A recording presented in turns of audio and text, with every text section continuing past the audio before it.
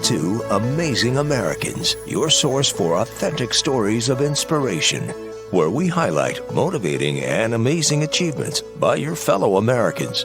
Now, here's your host of Amazing Americans, Kate Delaney. Really pleased to welcome to this show Jason Dennen. His story is scary. It's one about survival and thriving and giving back and empowering people. Wait till you hear what happened to Jason and how he was able to turn things around. Jason, thanks so much for coming on. Thanks so much for having me on. I appreciate it.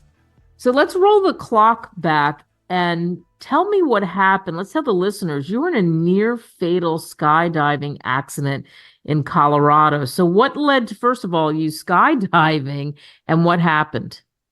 Yeah, as far as skydiving, I became an experienced skydiver with a couple hundred jumps. But why I got into skydiving was kind of twofold. One, the challenge, because I used to ride my bike past that airport all the time, and you would see the parachutes in the sky and people landing their parachutes, and you always wonder, like, could I do it myself? You know, there's a big difference between thinking you could do something and actually executing it, because obviously there's high stress levels, especially when you're starting out in skydiving. Can I pull the parachute? Can I fix any problems if they were to occur? So it was really a challenge. And it really puts you in the moment where, there's no future, there's no past. It's like you have to be locked in when you're at that airport and you're jumping out of the plane. And two was really a stress reliever. I had been working a ton of hours during that time period of my life and really super stressed out. And I had been doing endurance sports for a long time, triathlons and long distance running and things like that. And that always helped with the endorphin rush and the kind of stress reliever. And I was working so many hours, I really didn't have time to really put enough time to do that, to race and train, because I kept on failing at doing that. So I was like, I need something else as a stress reliever. And I chose that. And like I said, you're really in the moment when you're skydiving. So it takes you away from your everyday life and is a bit of an escape, at least when you're at that airport. So those are kind of two reasons I got into skydiving.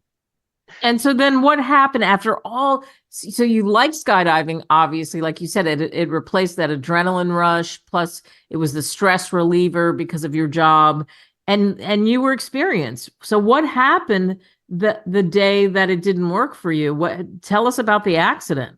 Sure. So that day I was on my third jump of the day. So it's typical when you're experienced skydiver, you're jumping multiple times in a day. And so I'm on the third jump.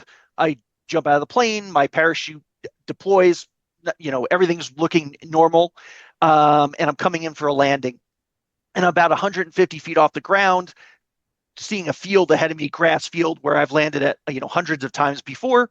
And all of a sudden at 150 feet, and I live right near the mountains, and this airport's right off the mountain. So sometimes we'll get crazy weather, crazy winds, huge gusts, and all of a sudden because when you're skydiving, you land into the wind, and that kind of slows you down a little bit and gives you a nicer landing if you can. So I'm going into the wind, and it's probably about a 3 or 4 mile an hour wind, and all of a sudden a huge wind gust comes off the mountains and hits me in the back, and it kind of picks me up and jostles me harder than I've ever been hit before when I was skydiving. And so I'm coming in for a landing, and that green field is starting to run out, because you have, from 150 feet, you have about a 5 seconds before you're about to land. So you're going at a forward speed of, call it 20 to 25 miles an hour as you're coming into that 3 to 4 mile an hour wind. So I get hit by the huge wind, get jostled, and kind of picked up, and it gave me a huge surge in speed. So before, if I didn't have that surge of speed, I was going to land on that grass field like I'd landed it hundreds of times before, no problem. But that huge gust behind me, it all of a sudden speeds me up, and I'm like, I'm not sure if I'm going to be able to land or not. And 5 seconds goes pretty quickly. So as it hits me, there's kind of two options. Either you turn, or you just continue to go straight as you are. And in front of me, as that field ends, or that grass ends, there's a fence, like a cattle fence with wires. And then about 10 feet behind that are airplane hangars, so metal buildings that the airplanes are stored in.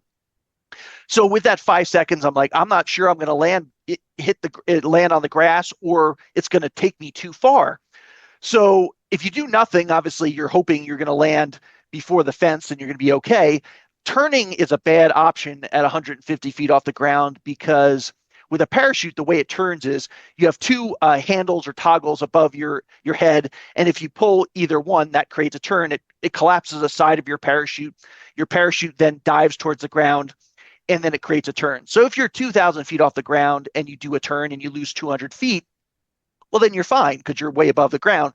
But if you try to turn at 150 feet, you'll dive and your parachute won't recover and you're going to hit the ground and you're probably going to die. The chance of survival is pretty low because you're diving towards the ground, increasing your speed, and the ground's not going to move. So I was like, do not turn, because that's one of the main reasons people pass away in skydiving. It's called low turns, when they mistakenly turn low to the ground and dive into the ground. So I said, don't turn. You know what's going to happen if you do that. So I took a deep breath and kind of shook out my arms and was like, I don't know if I'm going to land before this fence or not. I hope I am, but I'm kind of counting down that 5 seconds, and then you get to 1 second and you realize you're going way too fast. You're going to hit the fence. And it was kind of like at the same time I'm about to touch down, about a foot off the ground is when I hit the fence. So I'm going about 30 miles an hour, maybe faster. And the fence hits me across my chest, my abdomen. Immediately when I hit it, it comes tight, breaks, and then 10 feet behind it's the airplane hangar. So I impacted that airplane hangar at about 30 miles an hour. Wow. So that happens. And by the time, I mean, obviously you had to immediately be rushed to the hospital. I can only imagine what that experience was like. And once you're there, the doctors tell your family they'd never seen a patient make it to the hospital alive with the kind of injuries that you had.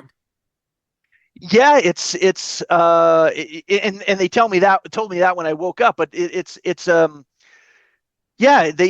basically said, so it was blunt force trauma.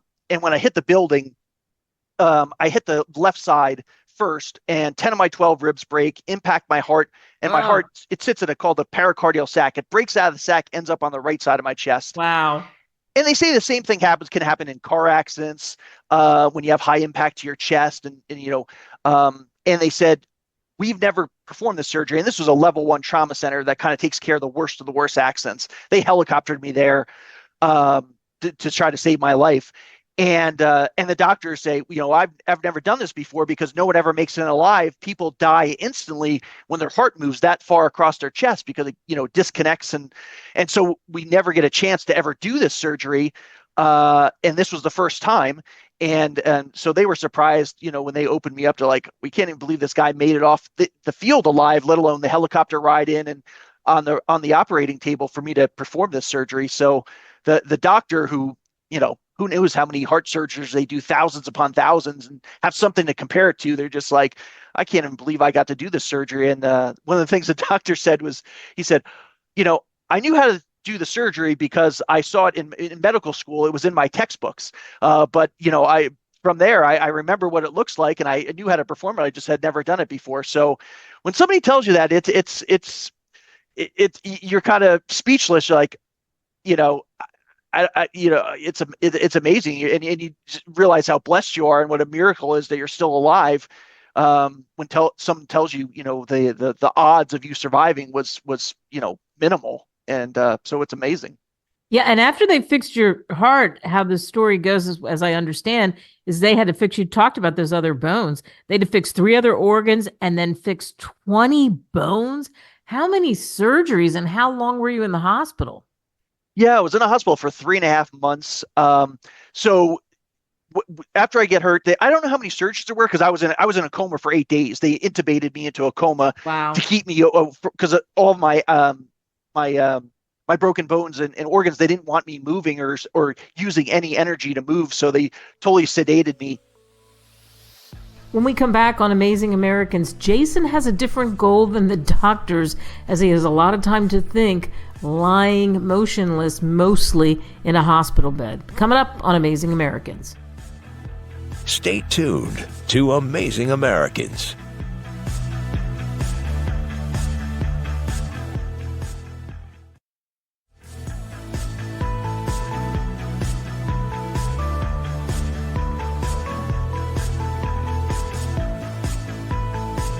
This is Amazing Americans with Kate Delaney. I'm Kate Delaney. We're continuing our conversation with Jason Dennen, our special guest. Jason, so take us to the hospital room. What was that like? So for 10 weeks, I couldn't move at all. So it was basically lay in bed, and my right arm I could pick up, and I had a cast on my wrist on my right arm, and I could kind of feed myself, but that was it because I had a broken pelvis, broken leg, and I couldn't put any weight on anything because all the weight would come through the pelvis, and they were scared with all the metal they put in me and the screws that it could potentially injure or re-injure those bones. So yeah, I had to lay there and couldn't move at all. They would come in and do physical therapy, which essentially was I had a big cast from my shoulder to my wrist on my left arm, and they'd move it an inch or two, and I was on the verge of passing out just for them because I couldn't move the arm myself. And they said, we have to move it or your arm is going to get, or your shoulder will get permanently stuck. And they would move it an inch. I would sweat through the hospital gown, and if 10 was passing out, I was at like 9 3/4. It was just like I would yell in pain because it was so bad of just moving my arm. And I mean, that leads you to kind of feeling a little helpless sometimes. You're like, how am I going to get through this? If they move my arm, I can't even move my arm an inch, and I'm on the verge of passing out. So that was something to overcome. But yeah, 3.5 months in the hospital, and I did total about 11 months of rehabilitation because I had outpatient 4 days a week after I got out of the hospital. So it was hundreds and thousands of hours of rehabilitation. What did you tell yourself when you were laying in that hospital bed and screaming out in pain with all these things that you went through? How did you survive that mentally? Yeah. Well, you definitely hit a low because I always feel like if I can control the situation, meaning I can do something to solve a problem, then I feel a lot better about it. But when you're laying in the bed and they say, you can't move, you just have to lay here, and you kind of think to yourself, like, how am I going to get better when I can't even move myself? And when they do move my arm just an inch or two, I'm on the verge of passing out. And I did hit a downside, and I'm just like feeling a little bit helpless, and I feel horrible for what I put my family through for that crash. And then one day they realize I'm kind of going downhill mentally.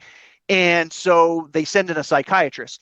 So the psychiatrist comes in and sits down and asks me what I'm going through. I said, I feel horrible guilt for what I put my family through. And I don't know if I'm going to come back from this. I was like, I can't do anything. I just have to lay here. And so the psychiatrist lasts about 2 minutes of me saying that. Within 2 minutes, he just starts naming off psychiatric drugs and asking me if I want to take some.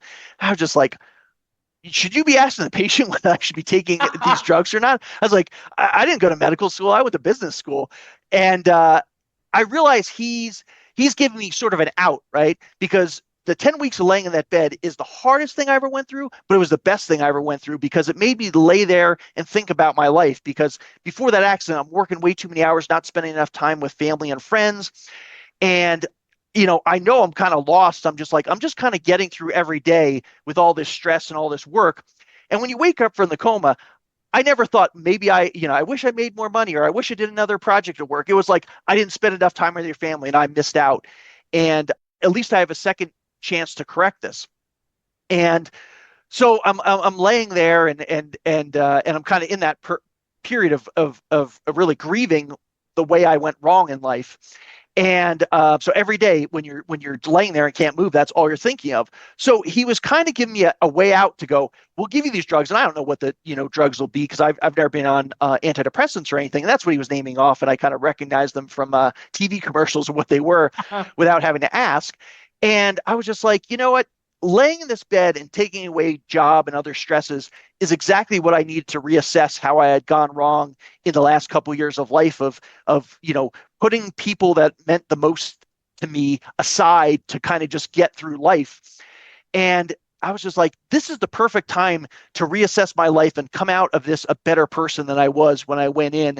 And if I take these antidepressants and it takes me away from thinking about those things I was supposed to think about when I was laying in that bed, like I was kicking my problems down the road. And that's kind of why I got into skydiving, because it took me away from thinking about the things I wasn't happy about in life. I was avoiding things really.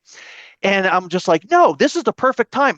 Everything, all I have to do is survive, lay here, heal, and think about my life. And everything else doesn't matter. And I was just like, I don't want these drugs. So I looked at him and I said, get out of my room and don't ever come back. I was like, you can't tempt room 12. Get out. And he went out and he kind of was real quiet and put his head down, and he never came back. And that kind of started the comeback. And I was just like, no temptation. I'm going to get through this. And that night I'm laying in my bed and I just go, I was putting so much pressure on myself to get better right away when that wasn't possible. It's like, you can't walk, you can't move, you have your right wrist works to feed yourself, but that's about it. And I was feeling sorry for myself. You have to stop feeling sorry for yourself and figure out something you can do to create momentum and get better a little bit every day. And it was kind of like, when I said, just find something small to do every day. You don't have to solve your entire problem today. And it was like a weight lifted off my shoulders. Like, I could figure out a way to get, 0.001% better today. And if I keep doing that every single day over 30 days, 60 days, 90 days, I'm going to be way better off than if I just feel sorry for myself and don't do anything about it. So I started taking action. And really the first big kind of sign of something, all that was working, was when they finally cut the cast off my arms. And up until then, they would bring me breakfast every day, and I'd have yogurt every day. And part of the reason was I had no appetite, and yogurt's super easy to eat, right? Because you don't have to chew, you just put a spoon in your mouth, and I couldn't cut anything anyway. And I could get some food in me, which was important, especially the protein for healing my body. And up until then, I couldn't even put my two hands together to try to open the yogurt myself. One of the nurses would have to open it for me. And so they finally cut the cast off my arms. And so they bring in breakfast the next day, and they start to open the yogurt. And I said, whoa, hold off. I need to try this myself today. And so I pick up the yogurt, and I finally could put my hands together for the first time in like 10 weeks. And I start trying to peel back the top of the yogurt. And, usually you can't open the top of the yogurt because you break that little tab because you're, too strong for the tab. Yeah. And I couldn't break the tab. I wasn't strong enough to break the tab, but it took 2 tries, but I finally opened the top of the yogurt. And I look at it, I go, that's a sign that I'm getting a little bit better every day. And it was like, it seems so small in everyday life, but when you're in a condition I have, that was a huge step forward. And then kind of was like, okay, this is the first big sign. And then every day after that was just more motivation to keep going. So after that, which is amazing, I'm just thinking of you. I'm sure other people are visualizing this. We all struggle with the yogurt, Jason, and here you are, and that's like the miracle. Like, wow! And you told yourself just a little bit at the time, because the early predictions is that you would never even walk again, and then you walked out of the hospital. What was that moment like when you were able to walk out of the hospital? Yeah, so early on, I said, I'm laying in bed, and they go, I realized they hadn't asked me what my goal was to get out of this hospital. And so they come in, and I say, well, I thought they made up goals for me. They just didn't tell me. And I said, hey, the goal is I'm walking out of this hospital on the last day. Now, I had no idea if that was possible or not. It was just what I came up with my head because I needed a goal. Coming up, Jason walks out of the hospital next on Amazing Americans. Stay inspired. Stay tuned to Amazing Americans.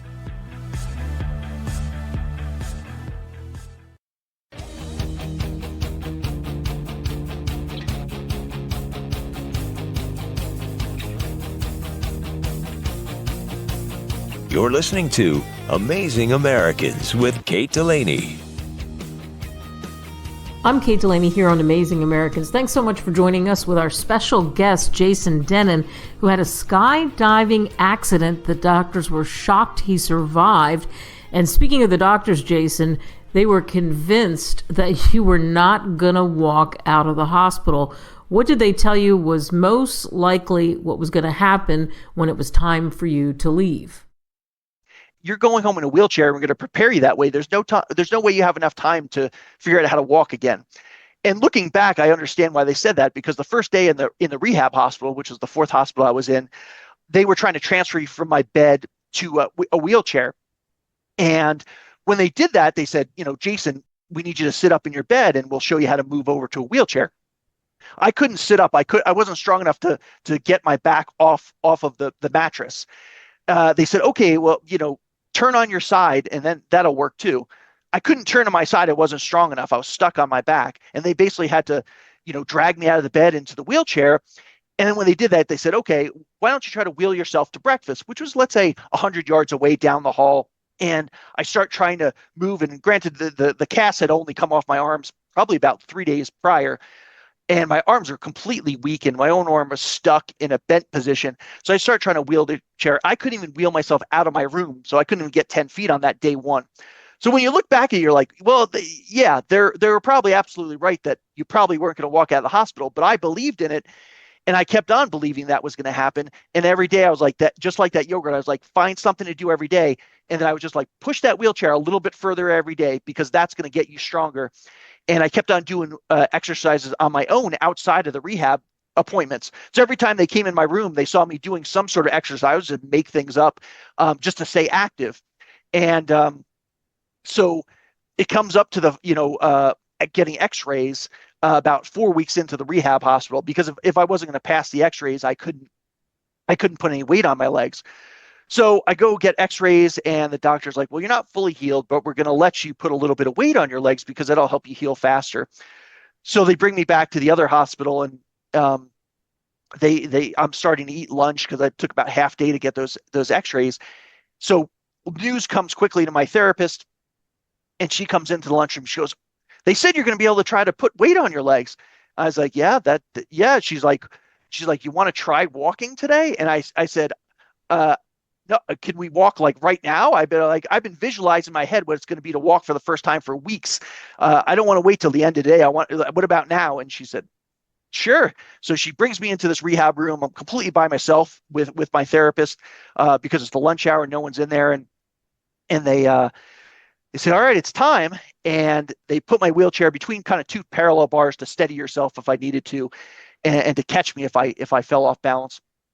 And they said, okay, it's time. And I kind of wiggle to the end, put my feet on the ground, and I push as hard as I can with my legs into my feet to try to stand up. And my legs are shaking uncontrollably because it's 3 months where I had no weight on my legs with all my injuries. So my legs had shrunk along with the rest of my body because you lose all your muscle. Luckily, it comes back faster than building it the first time. And I'm standing up and I'm shaking, and finally I just kind of pop my hips and I'm standing straight, and it's like the first time I'm 5'10" in 3 months because I've been laying in bed for so long. And then they say, all right, time to walk, and I'm taking the world's smallest steps, and my legs are just shaking uncontrollably from the effort. And you only have to walk about 6 or 8 feet till you get to the end of those parallel bars, and I make it. And then they put me back in the wheelchair. I go, oh, let's try again. They do it again, and it's a huge effort. And after they're done with that, they're wheeling me back to my room because they're like, this is the first day. We only can let you do so much because you haven't walked in 3 months. And as we're getting pushed back, the therapist that kind of gave me that crazy look when I told her I was going to walk out of the hospital on the last day is the one pushing me back to my room. And she said, Jason, I thought you were going to be celebrating when you walked for the first time. And I kind of turned to her. I said, well, I'm not celebrating because remember, my goal is to walk out of this hospital on the last day, not to take a couple steps. And she got real quiet. And I don't know if she forgot that I actually said I was going to walk out of the hospital because she thought it was such a crazy thing to say weeks earlier. But yeah, she brought me back to my room. And then it was about a week between that day and when I got out of the hospital.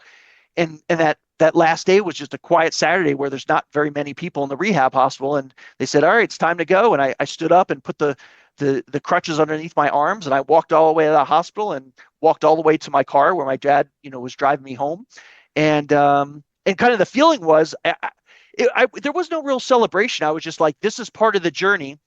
I expected to do this. It wasn't. I was just like, this. Get home and keep on working. Now you got to get, because they started me with a walker, and then quickly I got to the crutches, and I was like, your next move is to get rid of one crutch. Then your next move is to get rid of both crutches. Then it's, you had like a cane, and I was like, now you got to get rid of that. So it was just like all steps and little goals along the way. So it wasn't Yeah, there was not a big celebration when I walked out. It was like I was happy, but I wasn't like this is the end. It's like no, this is just the beginning. Now you got to get home and get better, and you're going to go to real work. And I went, I was doing 8 to 10 hours of rehab a day at home, 7 days a week, because I owed it to all the people who helped me along the way to get better and get independent again. So it was just part of the journey.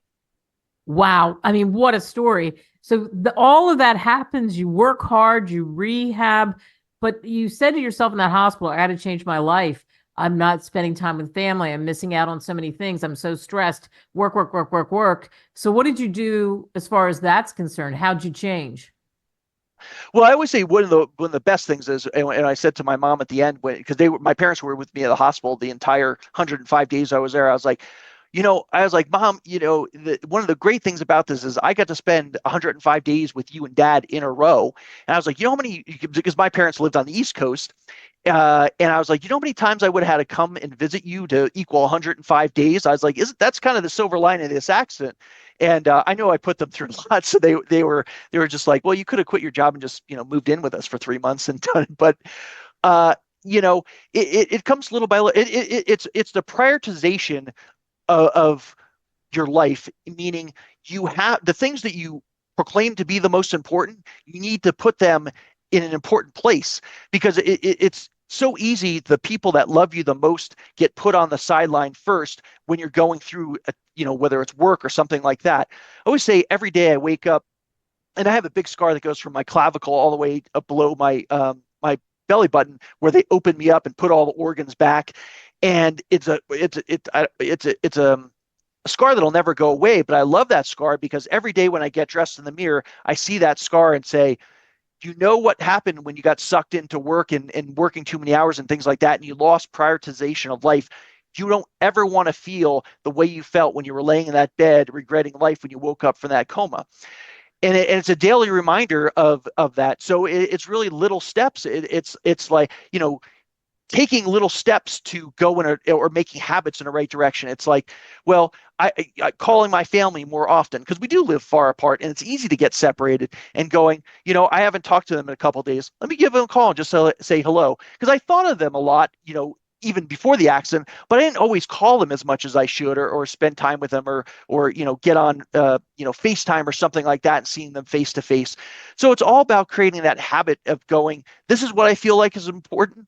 You need to model your life about that. It's like you can't say it and not do it. It's like you need to create action to do and the things you say are important to honor that and do that as much as possible. But life can take you off target, and it's all about, I got off target for a day or two, and you look at that scar, and you're like, get back on target. You know what's important. You know what you regretted. So yeah, it's creating habits little by little, and vocalizing how important those people are in your life. Because if you don't say it, maybe they wonder.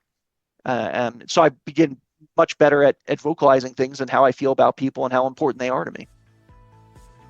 When we come back and continue our conversation with our guest, Jason Dennen, all of those broken bones after what it took, after the 3.5 months in the hospital, walking out of the hospital, and then really surprising everyone by a year later competing in a triathlon, the idea even just to finish and not really telling anyone about it. What an amazing, inspiring journey. And there's more as we flip the page on Amazing Americans. More Amazing Americans in a moment.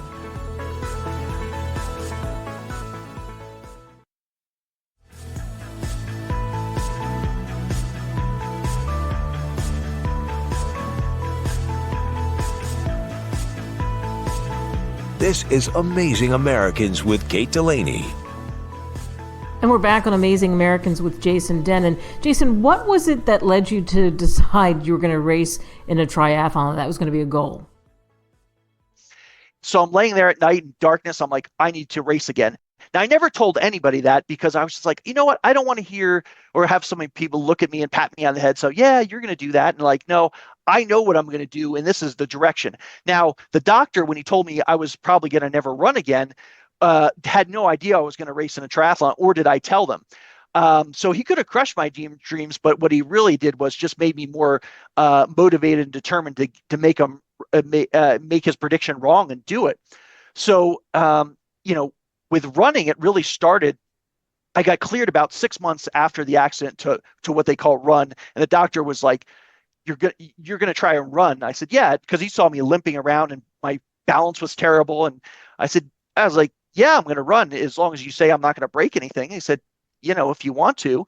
So it started with me going home and just like it wasn't quite a run, but it was more than a walk and it was a limp. But I was like, I'm better off than just walking. And every day I would try to go 50 feet further. And it got to a point where I'm getting a little further and further along. And I was talking to my mom on the phone one day, and I wouldn't tell her right away what I was doing because she always thought I was gonna injure myself again. And I said, "Mom, I ran," and she said, "You're gonna hurt yourself. Aren't you going too fast?" And I said, "Well, don't worry. I've been doing it for a month already, so I haven't hurt myself yet." And she didn't really calm her down any when I said that. But what she shared on the phone that day was something no one told me. So about a week after I wake up from the coma, they take my family aside and say, he's not going to, walk for at least 6 months, maybe longer. And I walked in 3. And Wow. there's like, he's not going to get out of the house or do anything really useful for at least a year. And I went back to work in 7 months. And and so that first time I thought I was like the worst patient in the world and I was going so slow and I couldn't go fast enough. And what I found out that day was I was at least going twice as fast as anyone ever predicted was possible. And they told me I was going to never run. And at the 6 month day was when I ran for the first time or waddled or whatever. It was more than a walk. So I was like, wait a minute, I'm going twice as fast. So when I woke up from that coma 2 weeks after, I said, I'm going to race and it's going to take me 2 years to do this. I don't know where I got that figure, but I figured it would be at least 2 years. That was my goal. So then I thought, well, if you're going twice as fast as anyone possibly predicted, why am I going to wait 2 years to race? Let me just try to do it in one. And I remembered a race I had done probably 7 or 8 years earlier.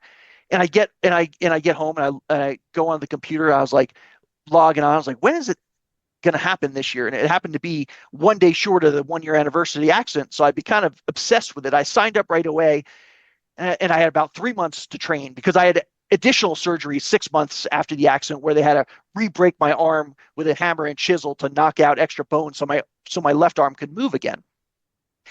And so I had 3 months to train. I didn't know it was possible. And I said, I was like, you're like, is this possible? And it kind of made me nervous. And I was like, that nervousness is the reason I signed up for the race. Because like, I have to test myself and see what I'm capable of. I may fall flat on my face and fail, but there's no way I could know if that's possible unless I try and do it. So I signed up and said, I got 3 months to train. I'm not sure how far I'm going to get, but I'm doing it. And so, yeah, it was a shot in the dark because I didn't ask doctors or anything because I was like, I know what they're going to say. But I was just like, I'm going to go for it and we'll see where it takes me. And hopefully I can finish. And really that was the goal, finishing. I was certainly not racing at the front of the pack. It was just like, let me try to beat the time limit without any special exceptions or I didn't tell anybody I was injured going into the race. I just signed up like I signed up for any other race. It was like, I'm able-bodied and I'm going for this and hopefully I'll finish before the time cutoff. And I did. And it was, and once I finished, I was like, okay, what's next? Because the journey wasn't over. Yeah, and your journey, you wrote a book that talks about the accident and your comeback, and it's called 8 Days Till Sunrise. Tell us more about that journey.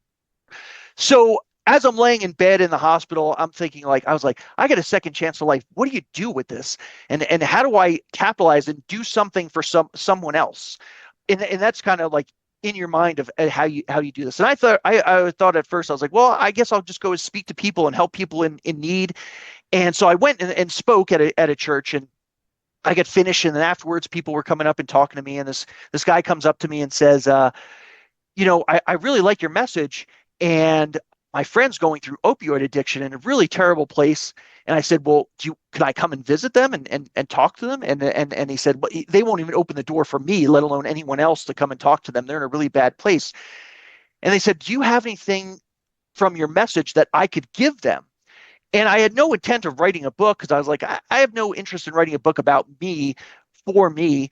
And and at that point, I was just like, maybe I'm missing out on the whole population of people I'm trying to help if I didn't have, because I had nothing to give to this person. If I'm going to write a book, it better have a purpose to help someone else, be beyond me. So as I'm driving home that day from that talk, I'm just like, I missed out on helping someone today because I didn't have the right tool to give them to help them. So I get home and said, well, I guess I'm going to have to start writing it down. So within a day or two, I just sat down on my computer and start writing the whole story out. And I said, for the sole purpose of helping other people. And that's why I really wrote the book, because there was a time when I was laying in that bed going, I'm not sure I can come back from this. And the one thing we share as human beings is we're all going to struggle in life at some point, and we're probably all going to be laying there at one point and going, I'm not sure I can get through this. And I want to tell people that it is possible. You could go through some really dark times, but you have the strength inside yourself from just who you are right now to get through it. And so that's why I wrote the book, and as another way to pass on the message of people that might not see me speak in person, or someone could pass it to them after they read it, for someone who's struggling through a part of their life that they need to get through. So yeah, it was a tough time to go through, because reliving the toughest time in your life is difficult, because every day when you're writing and you kind of get through with it, you're kind of almost overwhelmed by the things you remember that you kind of your mind protected you from, and put it in a different place, so you didn't have to keep thinking about that, and you had to relive that again. So yeah, it was therapeutic and really difficult at the same time. But I always say, if the point is to help someone else, getting through it myself to write it is the small price to pay to help someone else through their toughest time. Yeah, how gratifying is it for you to be out there speaking all over the place and being able to hear people's stories when they come up to you, like you said, afterwards, and having that pass on and seeing how you can help people get through, like you said, everybody's going to struggle with something, help them get through some tough times. Yeah, it's humbling. It's amazing. And it's, just about a week ago, I was doing a book signing at a bookstore, and someone came up to me and started talking to me. I had no idea what my book is about, and we started talking, and they were about to go in. They shared with me they were about to go into their spinal surgery 2 days later, and they're trying to figure out what's their plan of attack when they come. And this woman was 81 years old. She was amazing, and we're talking through about her surgery. And certainly, I'm not a doctor, but I'm talking about what she can expect and her recovery. And I said, well, what's your goal? And she says, I want to do a 5K again. I used to do 5Ks, and I haven't been able to do it in years. And they told me I was never going to run again after this surgery. And she was so motivated. And we kind of talked through, like, how did she get back, and what's the mindset that I went through to kind of come back from it, and shared it. And I mean, when you're like, this is the reason I do this, is to have interactions with people that I wouldn't have had unless I wrote the book, or coming out to the book signing or speak or things like that. And it's you're just like, it's overwhelming sometimes. You're just like, I can't, it leaves you speechless sometimes. And sometimes it'll make me cry. And it